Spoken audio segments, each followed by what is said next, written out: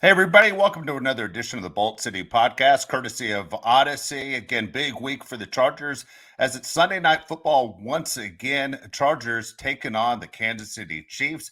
We're going to start right off, Josh, with a guest as Mario will join us later on in the show. It is Kayla Knierim, and of course, she does the Chiefs podcast, courtesy of Audacy. It's Always Gameday in Kansas City is the official podcast, if you want to look that up. I'd say I'd give it a listen. If you're a Chiefs fan, they're in first place. Things are going really good, and I'm sure they aren't as unhappy as we've been, Josh. But Kayla, I really appreciate the time and appreciate you joining us. I'll start off first, right off the bat. Chiefs coming to Los Angeles on Sunday Night Football. It's never really a big game for the Chiefs because the Chiefs have had that target on their back for a long time. But if I'm the Chiefs, I'm looking at this game as not one that I'm worried about overlooking the Chargers. It's inside the division, but if I'm the Chiefs, I'm going – we win this game, we basically wrap up the division in November. Yeah, first of all, Dave, great job on my name. You nailed it. I say this for every division game, no matter, even if it's the Raiders. We only beat the Raiders by 1 point. Any division game will always scare me, especially a Chargers team that is super talented. I know you guys have struggled with injuries this season, but yeah, we talked about this on our podcast today. If the Chiefs win, that essentially locks up the division. If they don't, then, still up for grabs. But I do feel confident in saying that if the Chiefs win Sunday, that the AFC West is kind of over at that point. But as we know, the Chargers always make this interesting. Patrick Mahomes is, I think, 3-2 against Herbert since they both been starters. And we know what they're capable of. So despite the injuries, this game scares me still. And in prime time, we saw what happened last year in Los Angeles in December. That game was wild. I'm expecting the same thing to happen in Sunday Night Football. Going into the season, I thought Patrick Mahomes was getting slighted. People were saying Tyreek Hill moved on to the Dolphins. He doesn't have his number one target, but he's picked up right where he left off. I think right now he's the best player in the NFL. Are you a little bit surprised by how successful he's been without Tyreek Hill? It's funny because I think, have talked about Tyreek almost every podcast. We're almost like, should we put a quarter in the jar every time we mention his name? But yeah, that's obviously been a huge talking point this season. How is Mahomes going to do without his number one target? And it's crazy because Tyreek Hill is doing better on the Dolphins and Patrick Mahomes is doing better on the Chiefs. Numbers wise, last week he found 10 different targets. We're just utilizing our offense in more ways than we ever have before. It's shown that, actually we do have depth. In wide receivers, whereas last year it seemed like it was Kelsey and Tyreek every game making those big plays. So I'm not ever surprised by anything that Patrick Mahomes is able to do. I have been surprised that he hasn't been in the conversation for MVP, but after the last few weeks, he's finally in that conversation. I think he's, leading that charge at the moment, especially after the Bills' last few games. But no, nothing surprises me with Mahomes. I like to use this analogy. I don't know if you guys are familiar with the show So You Think You Can Dance?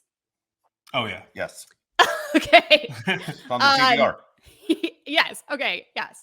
Well, so I've always said that, like, when you have the right choreographer, the right dancers, the right music, you can make magic. Like, all those things have to come together to make a really good dance that goes viral and that gets, millions of views on YouTube. It's the same thing with Patrick Mahomes. I think when you have him at quarterback, Andy Reid coaching your team, and you have a player who is a great talent, good talent, doesn't even need to be great. When you throw them in that offense, they are capable of doing anything. And that's what we've seen most recently with Juju, with MVS, and now with Kadarius Toney even, who's only been with us 2 weeks, and he's already making a huge impact in this offense. Kelly, you're trying to make us cry. I mean, it's unbelievable. Look at the amount of injuries that the Chargers have had, and then you look at what the Chiefs are. And the Chiefs are that team that no matter what the score is, they have a chance to win at the end. And they do it all the time. I mean, they did it to the Chargers earlier in the year. A couple weeks ago, they're playing the Tennessee Titans, and the Titans are up by 8 with 4 minutes to go in the game. And I said to everybody in the room, Titans are going to lose this game. And like, what are you talking about? Like, I'm telling you right now, I've seen this movie too many times, and it's really amazing. I mean, if you're a Chiefs fan, you got to absolutely love it. You got really the best closer in the game in Mahomes, and Kelsey's extremely gifted and amazing too. Everyone you just mentioned, as you said, has been a huge help to that team.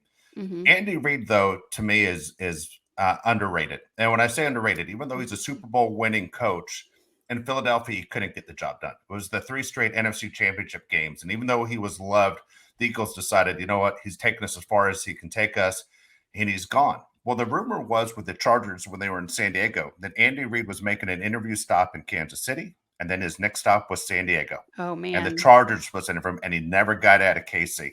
And when I sit there and I look at Chiefs games, and I know they're talented, every single week I watch the Chiefs play, they run 1 or 2 plays that I've never seen in my entire life, and I feel like I've been watching football forever. It's absolutely amazing how well his mind works and how good he is.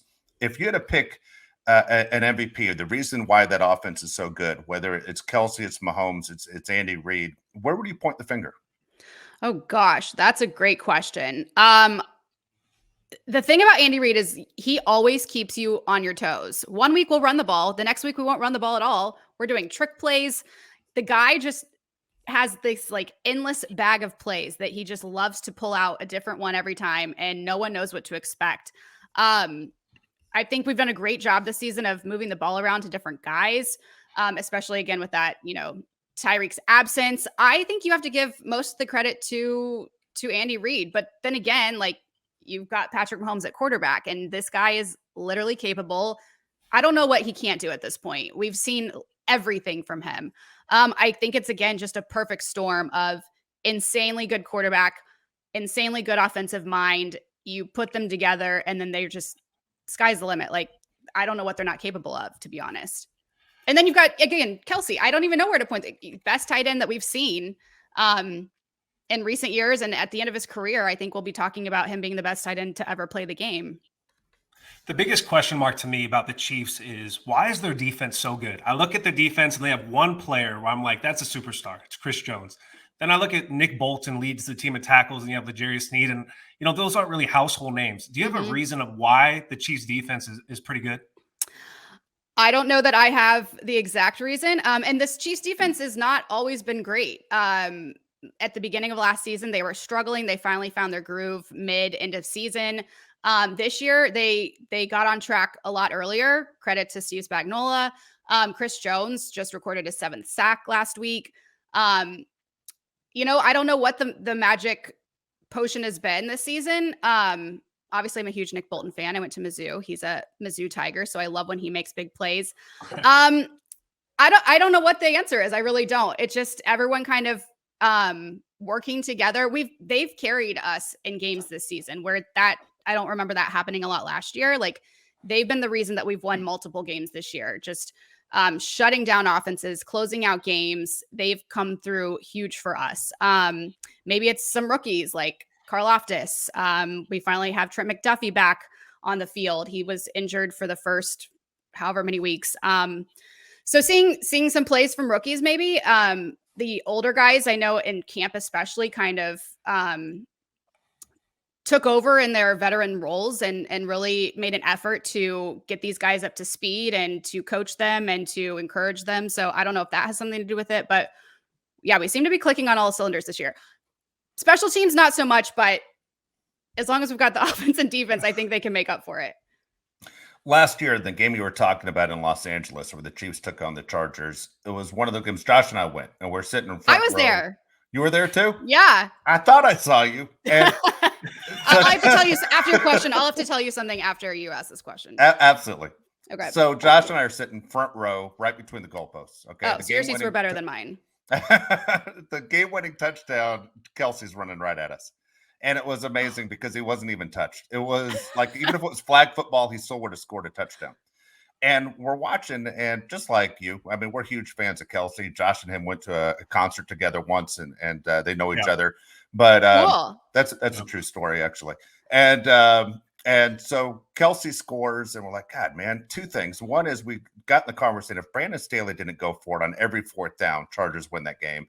And 2, if Derwin James stayed healthy, we think the Chargers win that game. And in our opinion, you tell us if we're crazy, we think the best Travis Kelce stopper in the entire NFL is when Derwin James is on the field. Do you guys feel that way looking forward to this game, that, hey, Derwin James has had a lot of success against Travis Kelce, and when he's out of the game, Kelsey's just Kelce? I would have to agree, yes. And I know you guys, it's something about the Chargers and shutting down tight ends in particular. I think last week, Kittle had only 1 ball on 2 targets.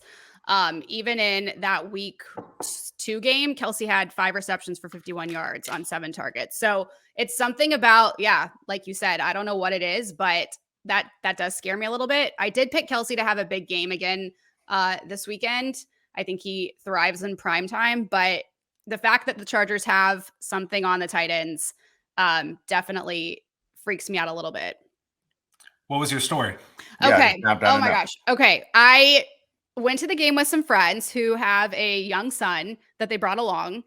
And by the 3rd quarter, he's melting down, like losing it. He also ate a ton of junk food throughout the game. And then he like throws up. And they're like, we have to take him home. It's time. They're like, you can either stay here. We drove too. So we parked at SoFi. They're like, you can stay here by yourself. And as you guys know, it was freezing. It was pouring down rain outside. It was so cold in SoFi. It's obviously not a closed stadium. And they're like, you're welcome to stay and, find a ride back to South Bay. I'm like, that sounds like a nightmare, especially in this cold rain. Yeah. So I'm like, okay, I'll leave with you guys. And no. I'm to this day so mad at myself. I'm like, why didn't you just stay and figure it out?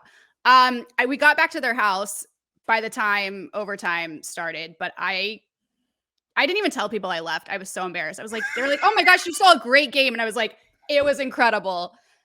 Just played along with it, but I'm not leaving if I go this year. Well, I tell you what, if we knew you a year ago, we could have given you a ride. We're going back to San Diego. We would have easily given you a ride. I'm sorry, it didn't work out. Who gave that kid all that cotton candy? What the hell is going on? Damn it. He had like a hot dog, pizza, soda. He was living his life, but yeah. This one might hurt a little bit, but what do Chiefs fans think about the Chargers? Because in our heads, we're like, oh, they're thinking about us all the time. Before they go to bed, they're thinking about the Chargers, but I feel like that's not the case. Charger fans obviously look at the Chiefs as like the older brother, right? Do the Chiefs look at the Chargers as their biggest rival? I mean, I grew up a Chiefs fan, and my dad, it's interesting you say that. My dad brainwashed me to, I've always been a Raider hater, and I've always hated the Broncos, but there was never like a strong hate towards the Chargers. I don't know why that was. Maybe just like the AFC West in the 90s. I don't know. You had a little more competition, but I don't know. I think there's like a mutual respect. You guys will always scare me, especially while we're getting to watch this Mahomes Herbert showdown every time we face each other. I absolutely see you guys as a threat. And I'm never going to think we should in any way think we're going to just like skate through this game. Look, Kayla, look, you can tell the truth. We don't have a trophy case. Okay. just be honest. All right. We know what we are. We don't have a trophy case. The Raiders have a trophy case. The Broncos have a trophy case. That's why you feel that way. It's okay. We're going to get that trophy case one day. And then we're going to be able to. Every year you guys are supposed to be like the team. And it's such a big deal every preseason. It's like, oh, the Chargers are, it's not been fair this season. So, I don't think you should hang your head too low. You can't help those injuries. I feel worse. I feel minutes into this interview. I feel worse. It's not because you're a bad team. It's because your players aren't on the field. Yeah, we're hurt all the time. The best ability is availability, and we aren't available. And we talk about this on the show all the time. Do you realize the Chargers have 8 players in the top 100? That's never happened before. And yet these guys are hurt all the time. And so we look at our quarterback, and we go, we have our franchise quarterback. It might not be Patrick Mahomes, but Charger fans will take him and love him. And at the same time, we get extremely frustrated because we think this team has the ability to play with everybody, including the Chiefs. And so for us, we think the Chargers, you never know. Anything can happen. We like the Chargers' chances to bounce back after San Francisco because we don't know about Mike Williams and Keenan Allen just yet. Mm-hmm. But we want to ask you, what is your prediction on what you think happens on Sunday night? We did our predictions on our podcast earlier today, and I believe I said Chiefs 34, Chargers 27. Okay. Because guys, since the Mahomes Herbert era, no team in this matchup has scored less than 20 points or more than 38 points. We've had 1, 2, 3, 4, less than one score game. Again, Mahomes is 3-2 against Herbert. These have all really come down to the final possession, which again, I'm never going to think that that's just going to be a blowout. So yeah, I think we're in for a competitive game. These two guys have shown us that they're not going to go down quietly, and I think it's going to be a close one. Per usual. Per usual. I mean, it's the NFL, right? It's a one possession, last possession league. I mean, that's what the NFL does all the time. It's a game inside the division. One other quick follow-up. Is there any team that Chiefs fans are afraid of heading into the playoffs? I mean, it's got to be the Bills, I think, even though we've seen them drop those two to the Jets and then to the Vikings, which was an incredible game. I think they're always going to be the scariest team to us, although Miami is kind of scaring me at this point out of the AFC at least. Playoffs are going to be interesting, that's for sure. And really because, there's no clear, I mean, I guess you've got kind of like the top tier teams in the NFC, but as far as the AFC goes, I just hope it goes through Kansas City. That's like, I don't care who we play. As long as it goes through Kansas City, I'll be fine. And we know Mahomes' stats like through November, December, and then his playoff runs. It's just insane. So I think the Bills will get back on track, but they're, again, I think the biggest threat in that divisional game last year where everyone kind of dubbed it the unofficial Super Bowl. Yeah. I would love to see something like that happen again, as long as we, come out on top and don't lose to the Bengals in the AFC Championship game. Kayla, I want to point out two things to you before we say goodbye to you. One is you said you're a Missouri grad. Josh over here is a former quarterback at Alabama. He kept his mouth shut, didn't talk any trash to SEC schools, didn't say anything, give him credit. And the second thing is, did you notice during the interview that Josh was drinking out of a Minnie Mouse cup? I didn't see that. Hold it up, Josh. Every time he takes a sip out of that cup, I'm sitting there dying laughing. No, it's actually the Lady M&M. Oh, sorry. It's a Lady M&M cup. And that's cuter than mine. Does she have a name? I don't know. I'm really embarrassed right now, by the way. That's the way it goes. Thank you for that. I have nothing to say about, Mizzou, Alabama. I was at Mizzou when we were still in the Big 12, and Alabama's Bama, so I can't talk because Mizzou football is not having the best season. Well, you got the Chiefs. You got that over us. At Kayla, least Missouri has that, yes. You got that. Kayla, we really appreciate the time. That's awesome. Thank you so much for being with us. Thanks, guys. Best of luck Sunday. Thank you. You don't mean it. Hey, that's Kayla Knierim right there. It's always game day in Kansas City. Again, thank you very much for the insight. And I tell you, man, really, Josh, if you are the Chiefs, I know Mario's going to join us in a second when I ask him this question too. If you're the Chiefs, how much more enjoyable is it right now for you? Right? I mean, you're going into this game against the Chargers. Number one, you already have the tiebreaker right now until that game. All right. If the Chiefs win, they basically lock up the AFC West in November, which is insane when you think about the NFL. But also, the Chiefs are the Chiefs. They're one of the top teams, if not the top team in the NFL, right? I mean, we talk about this window of opportunity, guys, all the time. And I don't know about you, but I think, when is this opportunity going to close for the Chiefs? And I go, well, Kelsey's in his 30s, thank God. When's he going to call it a career? And who's the next guy we need out? Well, Mahomes isn't going anywhere anytime soon. Mahomes probably has another 15 years left. I'm tired of watching the Chiefs. I mean, I'll be the first to tell you guys. I know you guys said you can't stand the Broncos. I cannot stand the Chiefs, and not for anything they did that was screwy or wrong. It just they're so damn good and so consistent. I'm just tired of it. All right, first off, how are you going to try to embarrass me like that after you come No, it's a cute cup. It's cute, dude. Dude, you should work on getting a sponsorship. First off, you say the coolest thing that I have is the Alabama thing, and then you drop you try to diss me, man. That wasn't nice. I didn't say it. We all saw it on camera. You're sitting there. I didn't see it. I didn't. Yeah, nobody saw it but you. I really did not. The follow-up question back to that is, Josh is staying at Dave's house. Dave, why do you have that? Yeah. It was actually my wife's. There are 80 million coffee cups, and he grabbed the one with the female M&M on it. Going back to your question, I absolutely hate the Chiefs, man. The thing that bothers me the most about the Chiefs is they're the same team no matter who's on it. I asked her the question about the defense. There's no way that defense should be any good. The fact that they're 16th when they have nobody on the defense that you would recognize besides Chris Jones, it's one of those things about the Chiefs that bothers you. It's the same thing with the offense. Dude, their running backs are Isaiah Pacheco, Clyde Edwards-Helaire. Neither one of those guys are top dogs. They got Travis Kelce and Patrick Mahomes, yet they're blowing everybody out. That's the thing that bothers me. They have what we want, consistent coaching. We wanted to have a coach like Andy Reid forever, some guy that will get you to the top, and we haven't had that. That's what bothers me the most. It's super annoying because this past year, we've mentioned Tyreek Hill. We haven't mentioned Tyrann Mathieu they lost.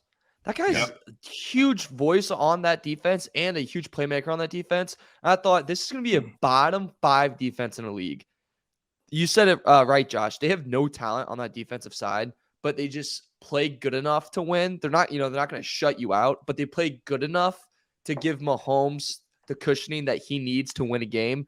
This window, I mean, that's what 10-year contract Mahomes is on. As long as Mahomes is at that realm, I think they're always going to have a window because the receiver is always going to want to go there. They're probably going to get lucky and draft at least one good receiver with how talented every class comes in. It's the window that you want the Chargers to have, where it feels like it's never ending because you have Herbert. So sadly, I think it's just the beginning until I think there's going to be a little drop off when Kelsey finally kicks rocks or Andy Reid finally says, you know what, I'm all good and I need to do other stuff in my life than this. But I think this window is sadly still very much open and as clear as day. Yeah, I agree with you. I mean, Mahomes is, again, the way the NFL rules are for these quarterbacks and the protection, there's no reason Mahomes can't play 15 more years. I mean, it would sound crazy if you said that 15 years ago, but it's all meant for these guys to last. He's an exceptional player. And I thought, Josh, you were going to jump in when she said people weren't including him in MVP talk. I believe you did pick him as the MVP, that he is the best player in the league right now. You said him a million times. To you, he's the best player in the NFL all the way around. Andy Reid, just want to touch on this real quick because I don't even know if you guys knew that story that Andy Reid, when he left Philadelphia, had an interview scheduled with the Chargers. He just never made it to his interview. He was supposed to interview the very next day. KC locked him up quick. And so when you talk about Marty Schottenheimer, people say great Charger coach, 14-2, and then he was blown out. Remember, he was a Kansas City coach too. But there's a command you have in that locker room. You know, Belichick has it. Andy Reid has it. Guys who have that resume or it's their demeanor of not taking BS and not saying anyone else is in control of this locker room but me. Andy Reid has it. And I don't know if Brandon Staley is ever going to have it. All I can tell you is the NFL is an offensive league. I think if you're crazy nowadays not to hire a head coach that is offensive minded first. Yeah, going back to Patrick Mahomes, it's the LeBron James effect completely. You take for granted how good he is. The fact that people were doubting him going into this year is just ludicrous, dude. You look at his numbers, and it's just every year he does this. He has 25 touchdowns, 7 interceptions. He's the best quarterback I've ever seen. Aaron Rodgers is fantastic, Tom Brady. But from a talent perspective, where he is in his career right now, he's the best I've ever seen. And Andy Reid, it's the what if thing once again. What if he was the coach of the Chargers? I think we have a situation right now where we have one of the greatest coaches of our era, Sean Payton, sitting at home.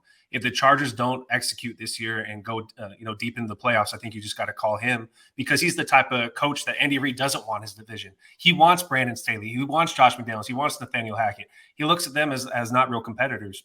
I agree with you 100% about the offensive league. You need to have an offense that's going to keep up with Patrick Mahomes. We have a great quarterback too. What good does it do if we have Joe Lombardi calling the calls? And you heard what Fred Warner said about Joe Lombardi. They stayed in the same defense the entire second half. That can't happen, dude. That cannot happen in the NFL on any team, especially with the team that has Justin Herbert. We got to make a change. Yeah, and you don't think Kansas City is just going to copy that over too? Like they're going to do the exact same thing to us, especially if Williams and Allen are not playing in this game.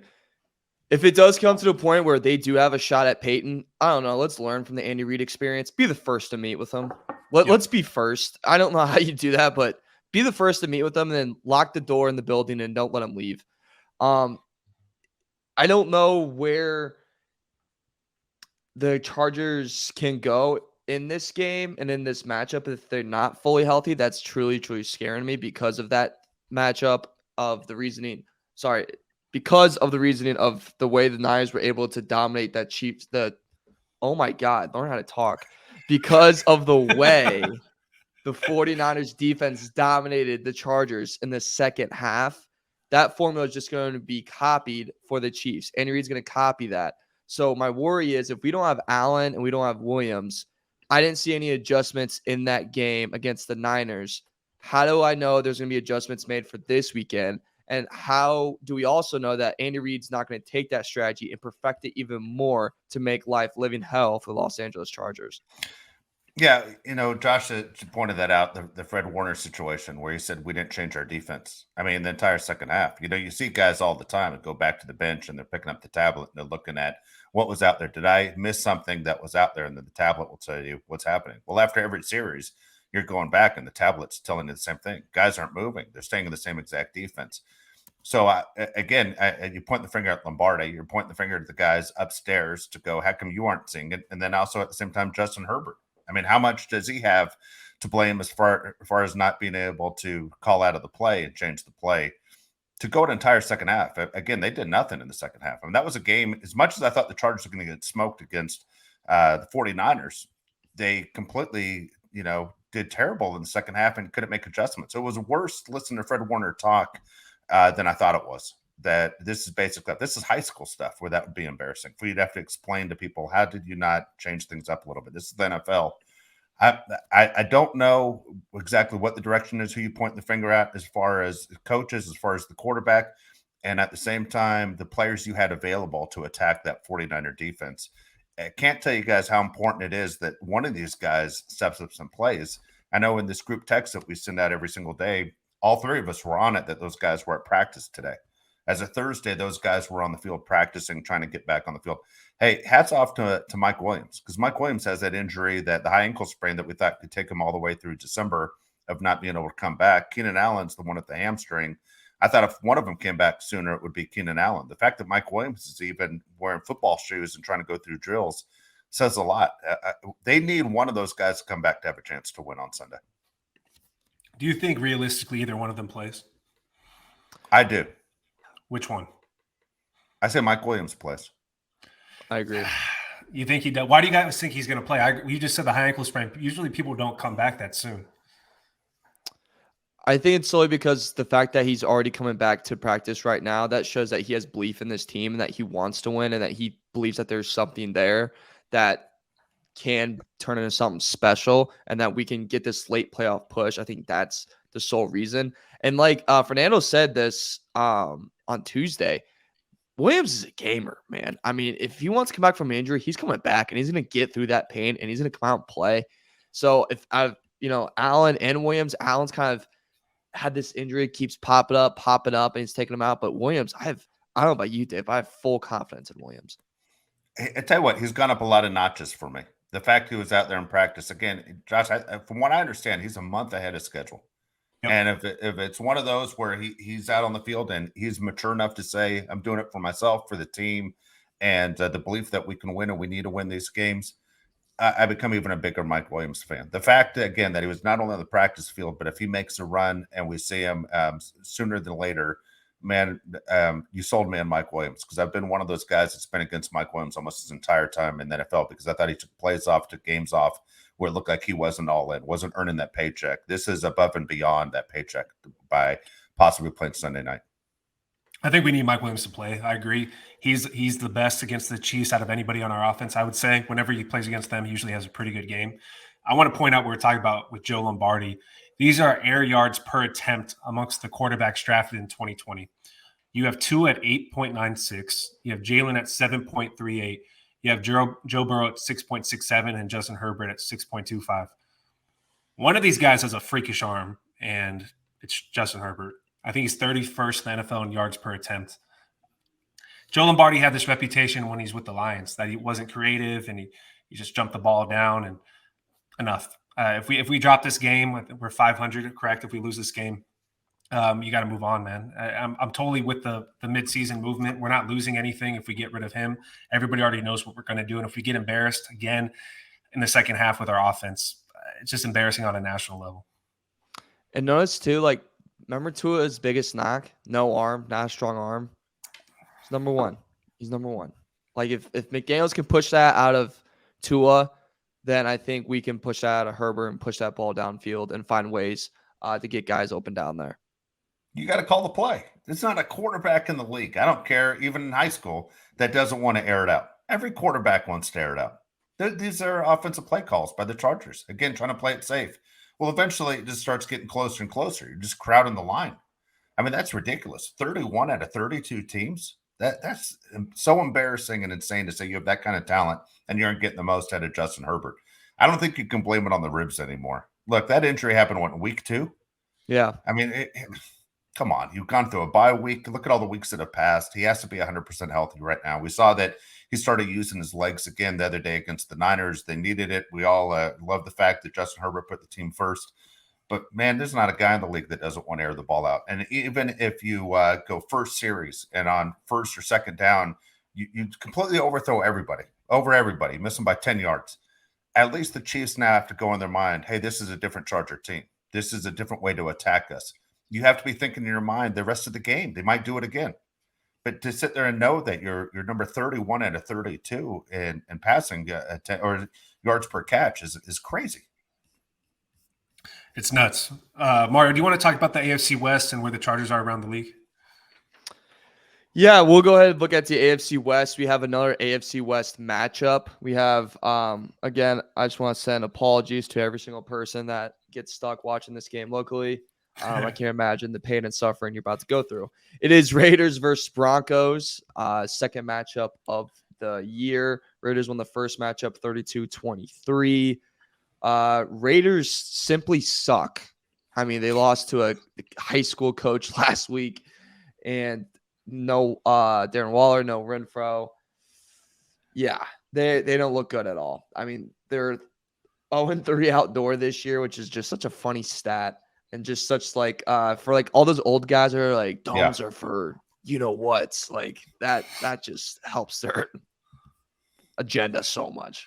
But yeah, this is gonna be a really, really ugly game. I think Broncos steal this one from the Raiders because I just think Raiders just have nothing left. I think that locker room's lost. I think McDaniels is lost. The fact that they can't, you brought this up, Dave, the fact that they can't even fire McDaniels because they don't want to pay 3 coaches at the same time to not coach the Raiders. They're in a hell situation. And I think it's just going to get hotter and hotter down there. Yeah, the story is that the Raiders honestly don't have the money. They just straight up don't have the money to sit there and make these moves to fire head coaches. That's why so much is counting on what happens after the season for the Raiders. I mean, where the Raiders are right now, they aren't a playoff team. No matter what happens, the Raiders aren't going to make a run to the playoffs. So we've spoken about this almost every week. In Derek Carr's contract, I think it's a week after the Super Bowl. If the Raiders cut him loose, they save $110 million. Now you can use that $110 million on drafting a quarterback. Right now, the Raiders are on pace to get the second pick in the NFL draft. I know it's early. Texans 1, Raiders would go 2.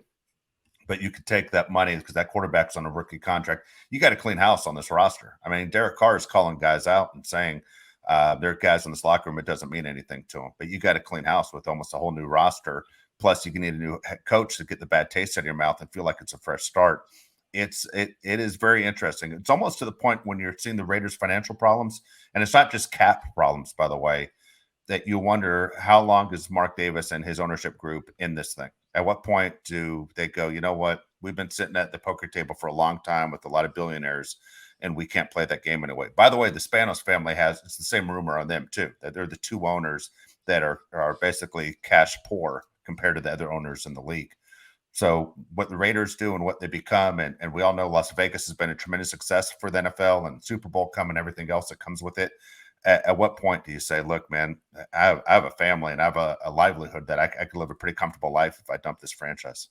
Yeah, too bad. I'm not a Raiders fan. No, I mean, for anybody, I feel the same way. And the fan base feels the same way, Josh, right? I get it. I don't care. Yeah, I don't care. I mean, for all I care, they could suffer. Same with the Broncos. I think you say Broncos, Raiders, Colts, right, are the biggest disasters in the NFL right now, right? I think everybody would agree with that. Lamar Jackson going to the Raiders is the only thing that would give me hope if I'm a Raider fan. Devontae Adams doesn't want to play at the rookie quarterback. Even if you get Bryce Young or CJ Stroud, he's in the prime of his career. He doesn't want to be a part of the developmental process. Right. Same thing with Darren Waller and Hunter Renfrow.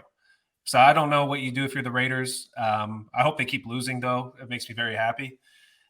I think this game on Sunday, I agree with you, Mar, is going to be the worst thing in the world. I watched the Broncos play against the Titans, and I felt like I was watching a high school offense. Yeah. A lot of people saw the thing on Twitter today where Russell Wilson is using audibles from the Seahawks. What the hell is that, man? Have you ever heard of a quarterback like losing his mind? Did you guys see that? Yeah, he has PTSD. Yeah. I mean, really, like you wonder what's wrong. How many hits to the head, or is he doing it just to throw the other teams off? And it's his own game. I have no idea what he's doing. He's throwing off his own teammates. He's yelling out, yellow, yellow, yellow. They're like, what the hell does that mean? Yeah. What does yellow mean?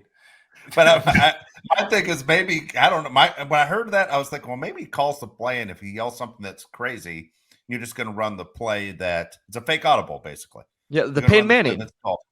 Yeah.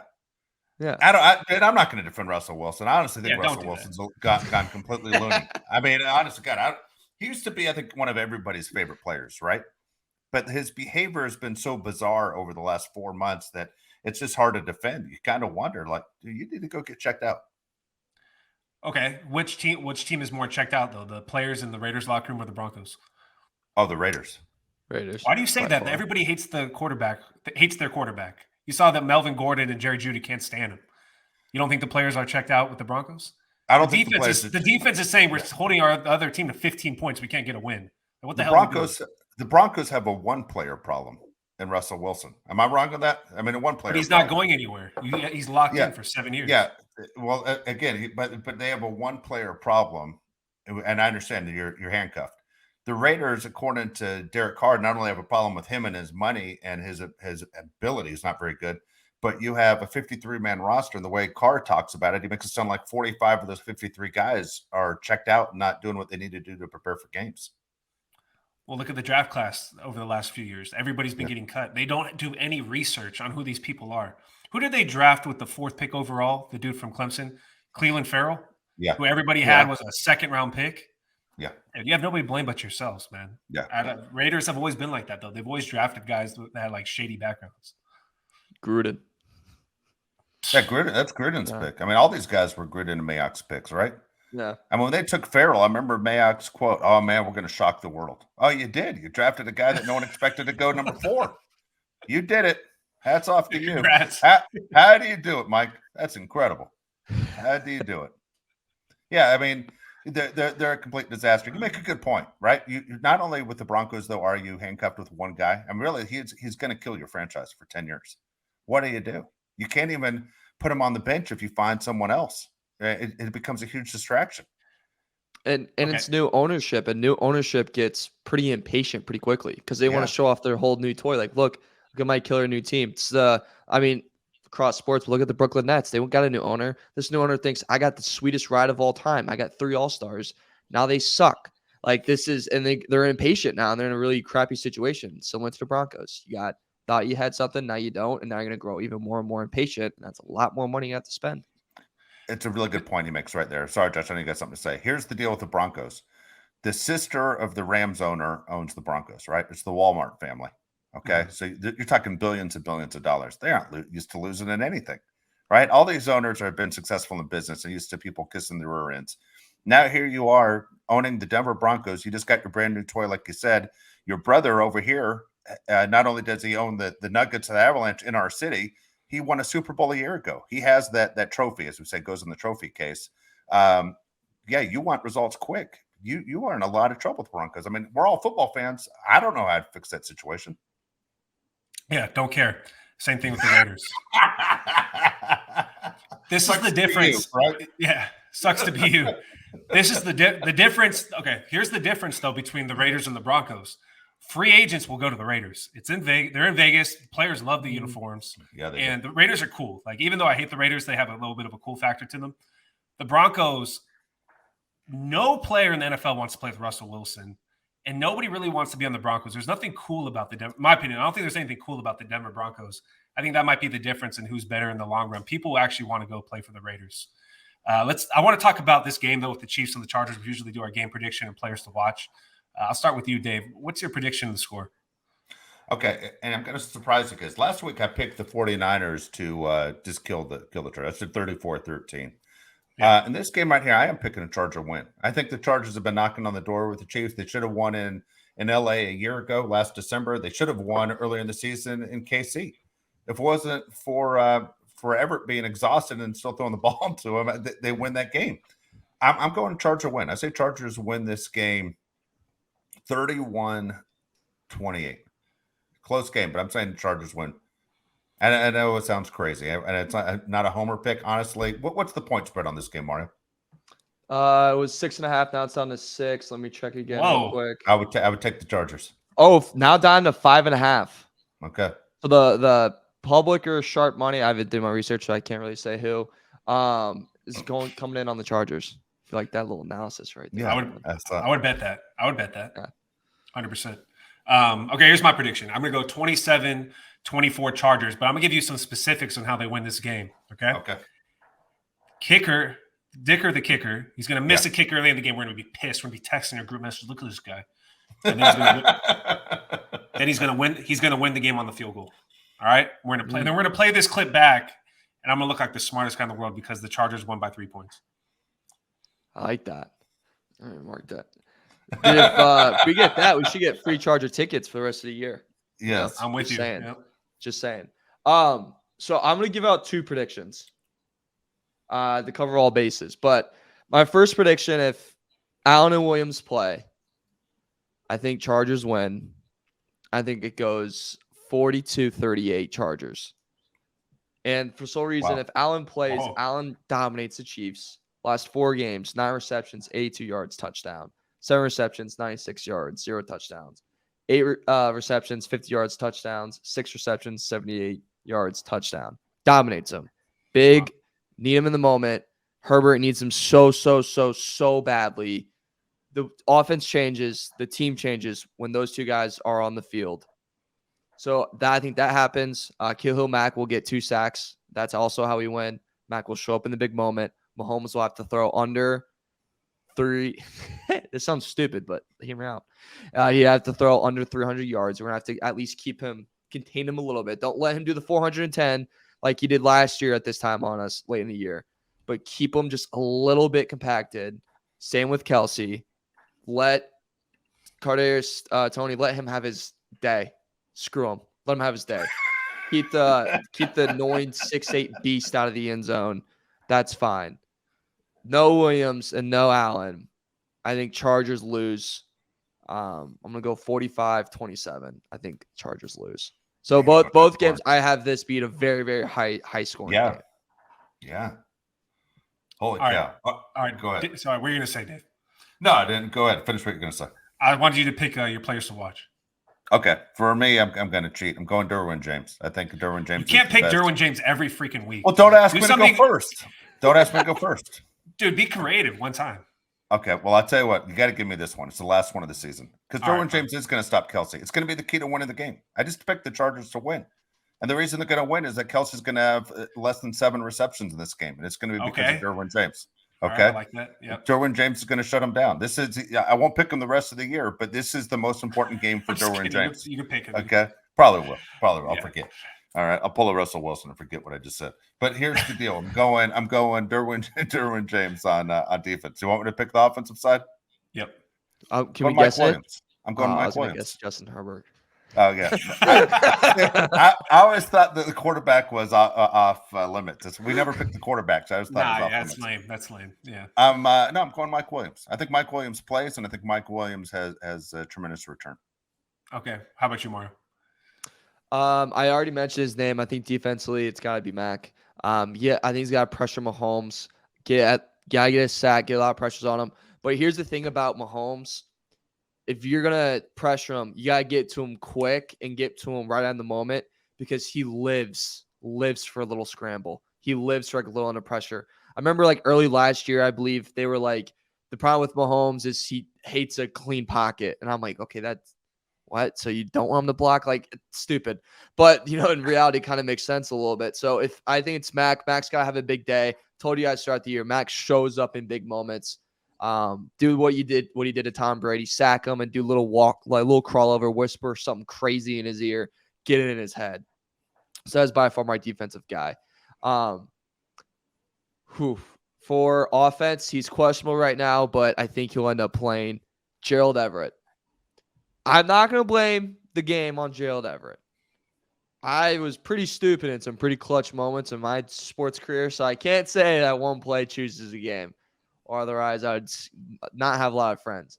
But what I will say is that if you don't think that moment of him not having that enough energy, him not running that route, running the wrong route to cause that interceptions, not ringing in his head, and the coaches aren't bringing that up, and that's not a constant memory he has throughout this week, I think you're completely wrong. This is going to be a huge bounce back for him.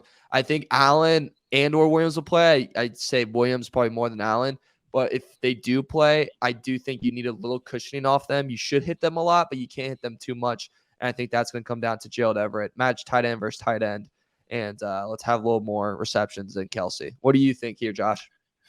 All right. My player to watch on offense is whichever. Okay, if both receivers play, I'm going to go Keenan Allen. But whichever one plays, that's my player to watch. So if it's just Mike Williams, I go Mike Williams. Just Keenan Allen, I go Keenan Allen. This reminds me of when Alabama, everything goes back to Alabama. But this reminds me of when Alabama played against Ohio State in the national championship, and Jalen Waddle wasn't supposed to play. But he did play, which he probably shouldn't have done. But he did play, and Devontae Smith went off because you had to respect Jalen Waddle on the field. Yeah. If the Chargers did something similar like this, where Keenan Allen's just on the field and you have to respect him, I think Mike Williams goes off. So that might be something to look at. And then defensively, I'm going to go with Dave's guy, Kyle Van Noy. And the reason why I'm going with Kyle Van Noy is I have no idea why I'm going with Kyle Van Noy. It's just like I feel like he eventually has to do something, right? So this is my game where he does something. He's played in a lot of big games. He's been on some pretty good teams. This is Sunday Night Football. Maybe he steps up. So that's just my shot in the dark right there. And, pretty much it. So I'm going to go Kyle Van Noy and whichever receiver plays. I like it. There you go. All right, we're going to fire through all the games. Last week had to be my worst week of all time. I don't think I got one right. Maybe the 49ers. Like, it was absolutely terrible all the way. You went 500. You went 500. Did I? At the end of it. God dang it. Felt like I lost all of them. I have it right. Yeah, you end up going 6-6. Me and Josh tied 7-5. Okay. That's terrible. That's awful. Okay, we'll start with Mario, okay? I'm going to run through these. All right. The game tonight, Titans at Packers. Oh, Aaron Rodgers cries. Titans. Bears at Falcons. ATL Falcons. Browns at the Bills. Bills. Detroit. That's at Detroit now. Crazy. They moved it to Detroit? They moved it to Detroit. Damn it. I was hoping that game would Why? What happened? There's snowstorm. Yeah, it's like literally taller than Nick Chubb. Yeah, Nick Chubb was going to be my reason for picking the Browns. I thought that it's going to hand the ball out to Nick Chubb. Yeah. I thought the Browns were going to pull the upset. Yeah, that hurts. All right, Eagles at the Colts. Eagles. Jets at the Patriots.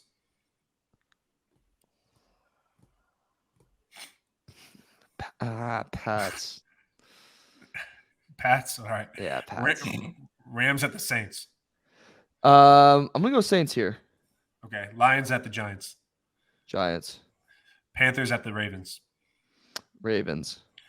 Commanders at the Texans. Commanders. Raiders at the Broncos.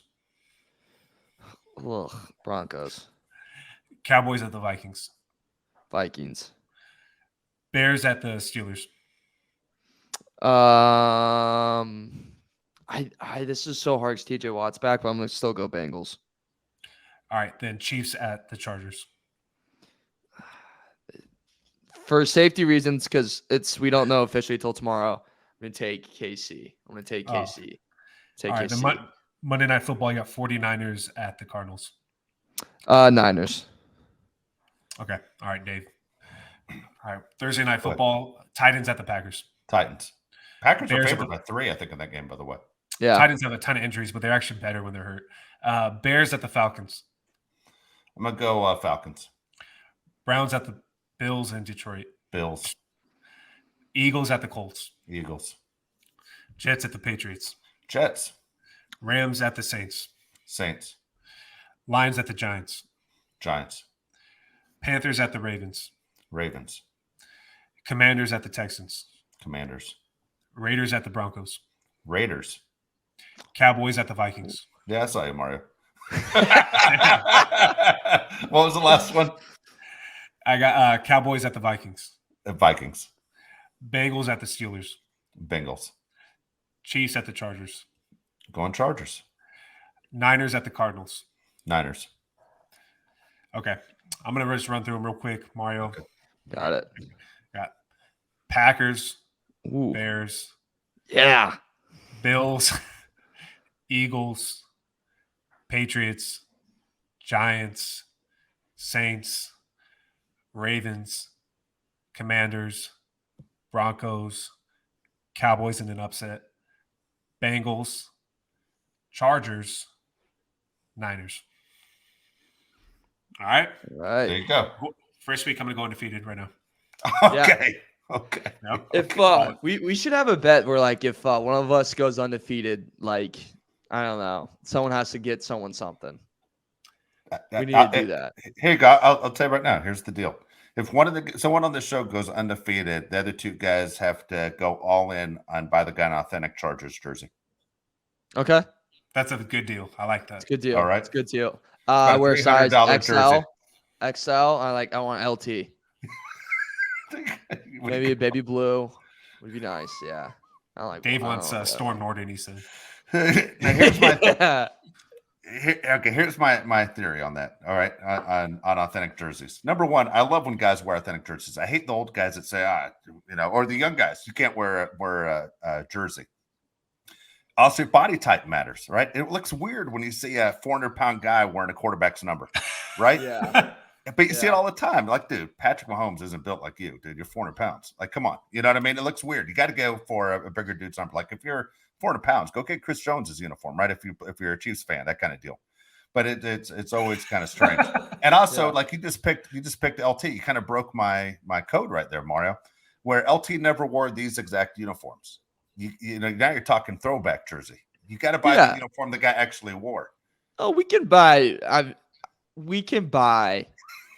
the authentic navy blue one. We'll find it. We'll find it. That's fine. I'm just saying you can't wear the one that he's never worn before. No, they were the throwback ones though. The baby blue throwback ones, I believe from like the 90s. They wore those all the time. 94.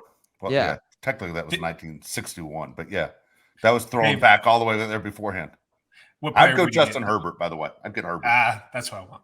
Yeah. I already have Derwin James. I want Justin Herbert. Pause. Okay. And I'd pick the white jersey, just so you guys know. I want the white one.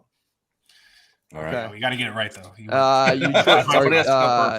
You triple X, quadruple X, double X. You almost cussed it. Yeah, you always go high. You never want to go too low. Yeah, you know, nothing's worse than triple. Yeah, the worst is like, oh, you wear double X, single. Oh yeah, I thought so. Yeah, I like it tight too. Oh my gosh, that's too damn funny. All right, Josh, what did you say you're picking Herbert to? What color? Light blue. Going light blue. I already got the white Derwin James jersey. And if you go if you don't get anyone, you have to get like a Russell Wilson. Oh my goodness. Denver jersey, like signed or something. Game worn, like something awful. You know? Oh God. Yeah. Yeah. Then maybe hang out with them. I don't think any of us will go for, right? That's impossible. We can't. That'd be really, really. I mean, like that. Like that's the Ravens would have to lose. Yeah, like there'd be so many upsets that would have to happen. Oh, that's It'd scary. be like March Madness of the NFL. I got some gambling picks, Charlotte. I'm gonna be honest with you. I'm feeling good. Do you never not feel good? No, not really. But it's. I'm telling you, man. I think it's. I had to get up at like 4 a.m. today, so I always try to squeeze like a 20-minute nap. And in the 20-minute nap, I I got like awoken by like literally a bet. And I was like, this is the way out. This is the way out. Yeah, it's the way out. It's the way to glory. And it's very, very simple. Yeah. Oh, wait, where'd it go? Oh, are you kidding me? It's Giants -3. This is the lock of the century. Giants -3. The Lions have won against the Lions. No. Yeah. The Lions have won back-to-back games against the Green Bay Packers and the Chicago Bears. 2 divisional games. They're going to luck out and beat one of them. Congratulations. They literally exerted all their energy on those 2 wins. That's all they had was in those 2 wins. Now they're facing a legitimate coach. Love Flus, great guy. Okay, coach. LaFleur, yeah, he looks just not good at all this year. So first time kind of facing like a legitimate coach, I would say in the past couple of weeks. Lions are 1-3 on the road. They are bottom 3 in defending the run. Yeah, second to last, against the run in the NFL. Giants are 3rd in rushing offense. Saquon Barkley is going to run all over them. And I have an OT bet.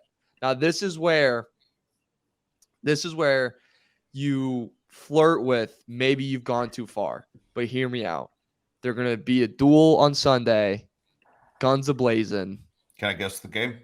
You can, yeah. Guess I'm again. going to say you're going to say Chicago, Atlanta. I mean, if those two QBs are guns ablazing, then I don't know what's going on Sunday. Okay, go ahead. Let's hear it. All over the field. What do you You're got? Cowboys, Vikings. Oh, that's a really good guess. I was eyeing them for a little bit, but I really think Vikings are going to blow them out of the water. I have so. the Cowboys winning. Yeah. Yeah. What what worries me is Jefferson's availability, but I think the Vikings got that. It is ours truly, Chiefs Chargers. Yeah, it's a good call. OT, I can see it. Plus 1,300 odds. You can find that at BetMGM, the king of sportsbook, the best sportsbook out there. Make sure to download that one if you want to start gambling. I'll only do that one. Gamble responsibly and tail my picks. It's weird that they don't. It's weird that they don't use the slogan "the way out" at the end. Yeah, like you like that? Yeah. every time I've had a bad gambling night, I get a text from one friend, and it's the same time. It's always late at night because he's like at 9 at like 2 a.m, and he goes tomorrow morning. Pete Rose. ... Yeah, Pete Rose. Yeah, Pete Rose, Calvin Ridley. We're in a group chat, and we just go 2 a.m. What's the way out? And Yazio Puig. He just got in, but he got kicked. He's not allowed back in. He's a good fade, though. Oh, my gosh. All right, so we're back Sunday. As soon as this game is over, we're going to be back ready to do a show for you. Again, Chargers taking on the Chiefs. Sunday Night Football again. What else could you ask for? A big-time audience. Let's hope the Chargers are wide receivers, at least somebody that you actually know, that you actually might have their jerseys playing in this game for the Chargers. Otherwise, we'll be ready to go. Looking forward to game day. I wish it was right now. For Josh Palet, Mario Heron, I'm Dave Palet. Thanks again for listening to the Bolt City Podcast. Again, our thanks to Kayla Knierim for joining us as well, talking a little Chiefs football, but it's Charger football around here all the time. Bolt City Podcast, courtesy of Audacy. Thank you very much, everybody.